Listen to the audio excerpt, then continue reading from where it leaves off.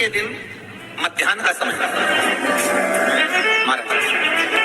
जो बड़ी शिवरात्रि होती है, मध्याह्न का समय दोपहर के ठीक 12 बजे, चाहे फिर वो कोई भी दिन हो, हमारा शिवरात्रि जिस दिन पड़ रही हो उस दिन भी धतूरे के साथ बाबा को 7 कांटे बेलपत्री के वृक्ष के समर्पित होते हैं महाराज। इसमें आप ये वाले जो कांटे हैं जो शिवरात्रि के दोपहर 12 बजे वाले हैं, अगर कोई मदिरा पीने वाला हो, व्यसन में डूबने वाला हो, कोई जुआ खेलने वाला हो, कोई गलत वैश्यावृत्ति करने वाला या अपने मार्ग से विचलित कोई व्यक्ति है, उसके लिए भी ये कांटे बहुत काम है। धतूरे का बहुत अच्छा क्रम है महाराज, वो केवल शिवरात्रि के दिन करने का होता है।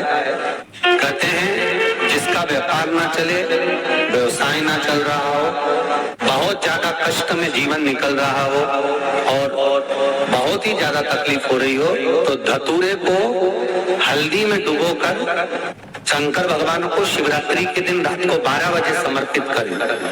और धतूरे को वापस उठा लाए 5-10 मिनट के बाद श्री शिवाय नमस्तुभ्यम बोलकर लाल कपड़े में उसको बांध कर व्यापार वाली जगह में कहीं पर भी उसको बांध दिया जाए, व्यापार पीछे नहीं हटता, व्यापार अग्रण्य भाव में बढ़ता चले जाता है महाराज। तो धतूरे को केवल परंतु शिवरात्रि के दिन रात को 12 बजे ही किया जाए,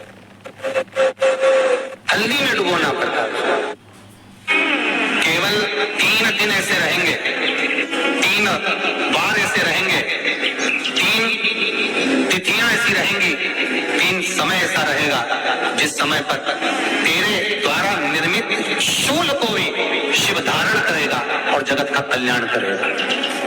3 दिन, 3 तिथियां, 3 बार, 3 नक्षत्र, 3 घड़ी, 3 पल, जिसमें बाबा शूल भी धारण करते हैं। और शूल अकेले धारण नहीं करते महाराज, जो धतूरा होता है ना, दर्शन करें धतूरे के कांटे कांटे सा होता है धतूरा, तो वो धतूरे के साथ में बाबा शूल धारण करते हैं। बेलपत्री के शूल को, ये बहुत बहुत आनंदमय कथा है महाराज, जिसके जीवन में हमेशा कांटे ही मिले हैं।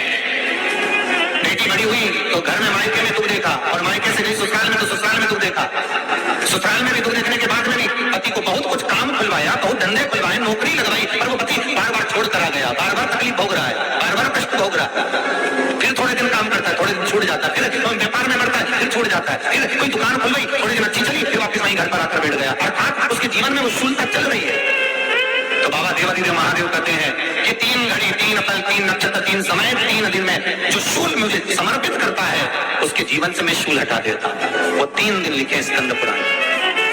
बैसाख महीने में जो प्रदोष आती है, बैसाख के महीने में बहुत ध्यान से सुनना भाई, जो अपनी जिंदगी से बहुत तंग आ गए हो, परेशान हो गए हो, कष्टमय जीवन जी रहे हो, बहुत दुखी हो गए हो, उनके लिए ये स्कंद पुराण का चरित्र फिर मिले ना मिले, आप प्रेम से सुनिए। आओ, पहला बैसाख महीने की प्रदोष,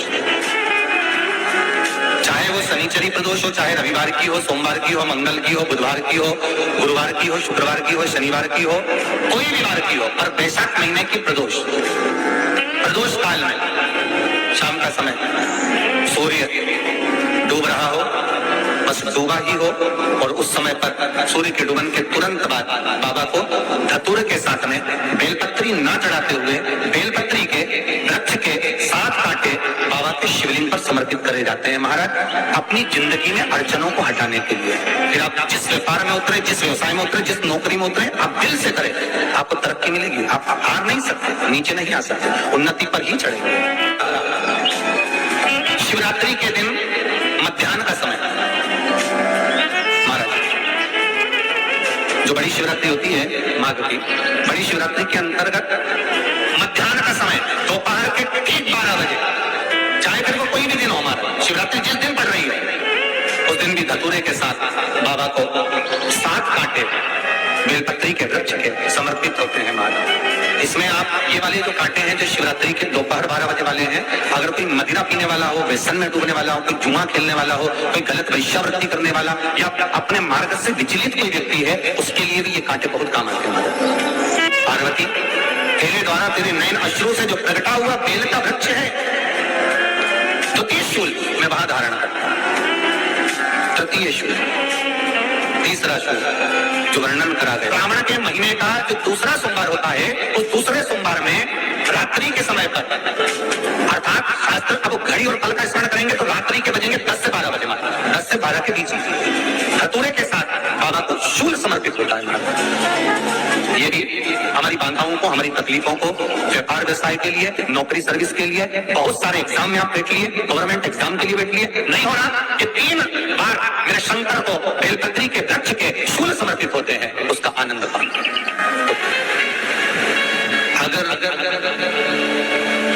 बेलपत्री पूर्ण ना मिले, एक समय ऐसा आता है कि बेलपत्रियों को कीड़े खा जाते हैं, खंडित हो जाते हैं, सूख जाती है। बेलपत्री पूर्ण ना मिले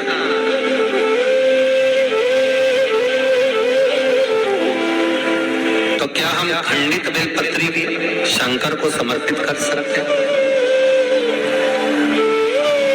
देखिए प्रश्न कितना सुंदर है। उसका प्रश्न है, केवल एक व्यक्ति के लिए ये प्रश्न नहीं होता, ये प्रश्न जो करे जाते हैं ये जग कल्याण के लिए, सभी के।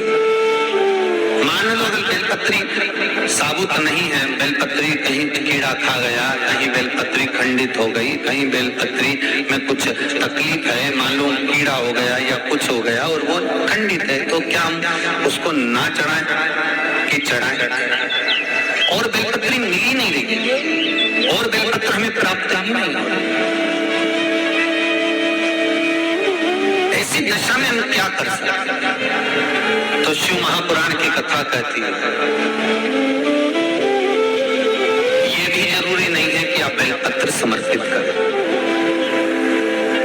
कितना सुंदर कहा है शिव महापुराण की कथा में कि हम ये भी नहीं कह रहे कि बेलपत्र आप समर्पित करें। अगर बेलपत्र खंडित है, टूटी पड़ी है और आपके पास में नहीं है, तो शिव जी की चढ़ी हुई बेलपत्र को धोकर शंकर पर चढ़ा दे। उसने दूसरा प्रश्न लिखा, मान लो मंदिर में भी बेलपत्र नहीं हो तो? बहुत अच्छी प्रश्न है ये। मंदिर में भी बेलपत्र ना हो तो कितना सुंदर कहा। एक भजन आप लोग गाते हो कि मन मेरा मंदिर, आंखें दिया बाती, होठों की है तालियां, रोम फूल बाती।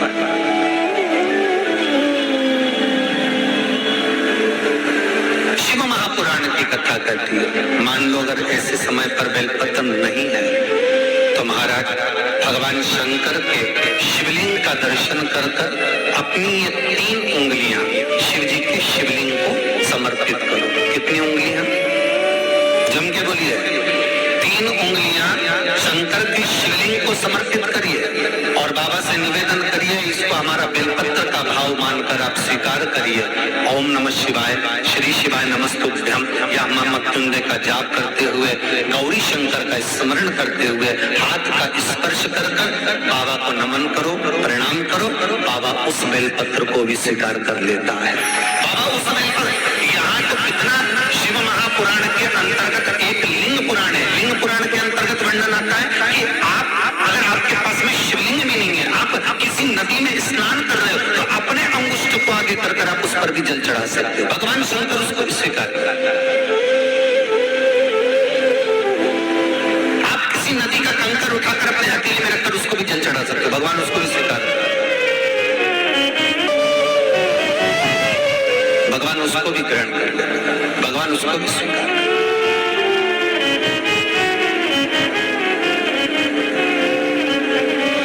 जैसे गाय के दूध में पड़ा हुआ बेलपत्री का एक पत्ता चांदी के पात्र में दूध हो गाय का, उसमें एक बेलपत्री का पत्ता पड़ा हो